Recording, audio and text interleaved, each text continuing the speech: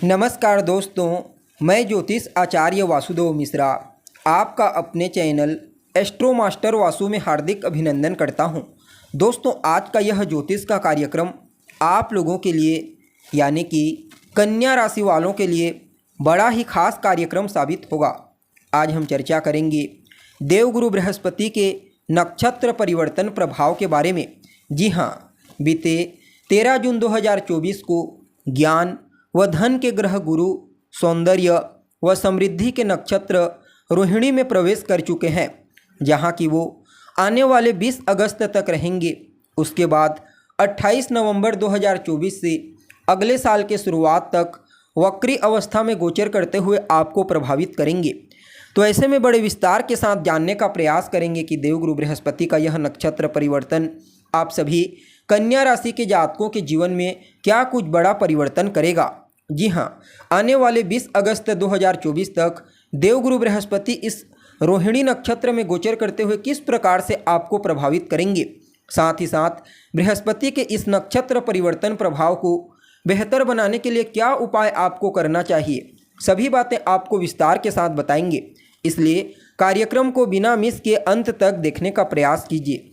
और अगर आप अपनी जन्म कुंडली पर हमसे परामर्श लेना चाहते हैं तो आपको हमारा कॉन्टैक्ट नंबर डिस्क्रिप्शन बॉक्स में और वीडियो के अंदर मिल जाएगा, जहां से आप या तो व्हाट्सएप के माध्यम से या फिर डायरेक्ट फ़ोन कॉल के थ्रू अपॉइंटमेंट लेकर अपनी जन्म कुंडली का विस्तार पूर्वक अध्ययन करवा सकते हैं। जी हाँ, वैसे तो इस नक्षत्र परिवर्तन का प्रभाव सभी कन्या राशि के जातकों के ऊपर पड़ेगा, लेकिन जिन भी कन्या राशि के जातकों की उम्र 35 साल से लेकर के 50 साल के बीच में है या फिर 60 साल से लेकर 75 साल के बीच में है, उनके ऊपर बृहस्पति के इस नक्षत्र परिवर्तन का प्रभाव अन्य की तुलना में थोड़ा ज़्यादा ही देखने को मिलेगा।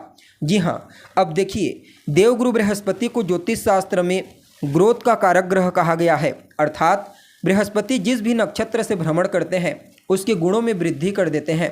और यह जो रोहिणी नक्षत्र है ना दोस्तों, यह चंद्रमा का नक्षत्र है जो सुख, समृद्धि और सौंदर्य का कारक है। अतः जितने भी लोग ग्लैमर इंडस्ट्री से जुड़े हुए हैं, फैशन इंडस्ट्री से जुड़े हुए हैं, क्लॉथिंग का कार्य करते हैं, उन सभी के ऊपर इसका बहुत ज़्यादा प्रभाव देखने को मिलेगा। चाहे फिर उस क्षेत्र में वे लोग नौकरी करते हैं या फिर बिजनेस व्यापार करते हैं, अच्छे अवसर की उम्मीद अवश्य कर सकते हैं।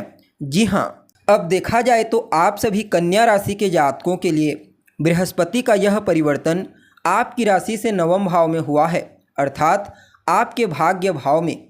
अब बृहस्पति आपके लिए योग कारक ग्रह के रूप में तो कार्य नहीं करते, लेकिन फिर भी 11वें भाव के स्वामी चंद्रमा के नक्षत्र से गोचर कर रहे हैं और 11वां भाव लाभ का भाव होता है। साथ ही साथ नवम भाव को भी भाग्य के साथ साथ धन का भाव कहा जाता है।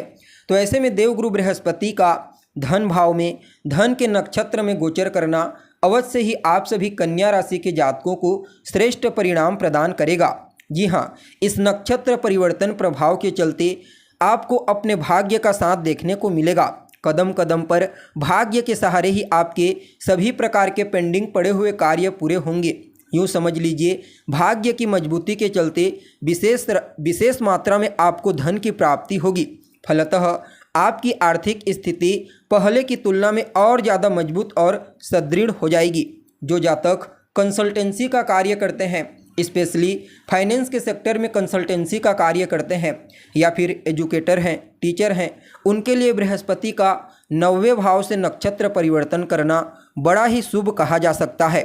इस परिवर्तन के चलते विशेष लाभ की प्राप्ति उन लोगों को खास करके फाइनेंस एजुकेशन के सेक्टर में देखने को मिलेगी। जी हाँ, इसके अलावा देखा जाए तो आपको अपने बड़े बुजुर्गों का, अपने से जो भी बड़े हैं, चाहे वह पिता हैं या फिर आपके एल्डर या फिर आपके गुरुजन, सबका आशीर्वाद और स्नेह आपको प्राप्त होगा। यात्रा के लिए भी यह नक्षत्र परिवर्तन बड़ा ही उत्तम रहने वाला है।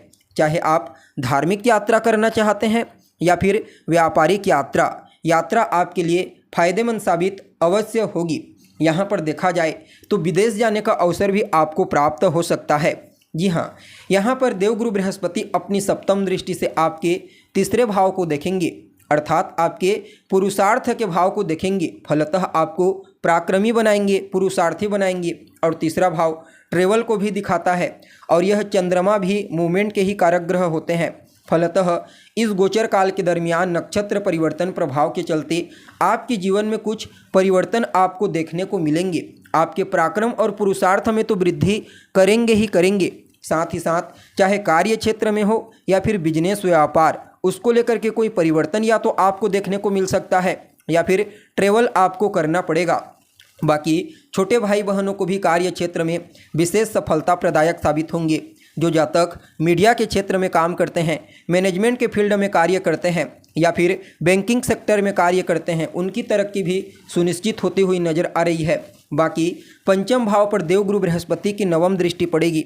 फलतः संतान को लेकर अगर कहीं कोई चिंता थी तो वह चिंता दूर हो जाएगी, चाहे संतान के करियर को लेकर के हो, उसकी शिक्षा को लेकर के हो या फिर उसके चाल चलन को लेकर के। बाकी विद्यार्थियों के लिए भी समय बड़ा ही उत्तम है। आप स्वयं एक विद्यार्थी हैं तो आपको अपने पुरुषार्थ, अपने पराक्रम की वजह से अपने शिक्षा के क्षेत्र में विशेष सफलता की प्राप्ति होगी। बाकी संतान की तरक्की भी आपको इस गोचर काल के दरमियान देखने को मिलेगी। संतान की तरफ से कोई शुभ समाचार की प्राप्ति आपको हो सकती है। साथ ही साथ देखा जाए तो अगर वर्तमान समय में आपके जीवन में किसी अच्छे ग्रह की दशा अंतर्दशा चल रही है तो निश्चित तौर पर देवगुरु बृहस्पति यहाँ पर आकस्मिक रूप से धन प्रदायक साबित होंगे। जी हाँ, क्योंकि पूर्व जन्म के अच्छे कर्मों का परिणाम आपको इस गोचर काल के दरमियान प्रदान करेंगे। फलतः कम मेहनत में, कम एफर्ट में आपको विशेष रूप से धन की प्राप्ति होगी। देखिए, ज्योतिष में देवगुरु बृहस्पति को गति का कारक ग्रह कहा गया, ज्ञान का कारक ग्रह कहा गया और पंचम भाव भी ज्ञान का होता है, गति का होता है। चंद्रमा जो एक चंचल ग्रह हैं, इसलिए उन्हें भी गति का कारक ग्रह कह दिया गया। इसलिए जितने भी लोग ट्रेवल इंडस्ट्री से जुड़े हुए हैं, रेलवे लाइन में कार्यरत हैं या फिर किसी भी प्रकार से लॉजिस्टिक फार्म में काम करते हैं, उन सब के लिए इस नक्षत्र परिवर्तन को विशेष धन प्रदायक कहा जा सकता है। साथ ही साथ जो लोग मेडिसिन के क्षेत्र में कार्य करते हैं, खाने पीने की वस्तुओं का बिजनेस करते हैं या फिर होटल हॉस्पिटलिटी के क्षेत्र से जुड़े हुए हैं, उन सभी लोगों को इस गोचर काल के दरमियान आगे बढ़ने के लिए, सफलता प्राप्त करने के लिए देवगुरु बृहस्पति अवश्य ही कुछ नए और अच्छे अवसर प्रदान करेंगे।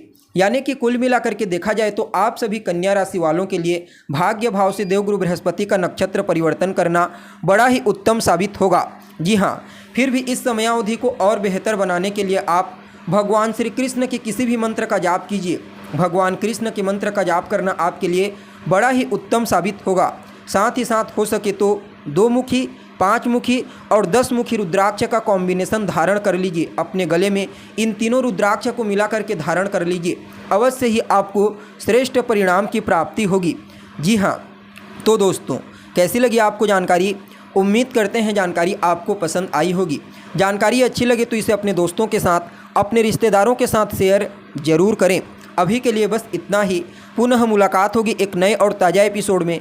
तब तक के लिए नमस्कार।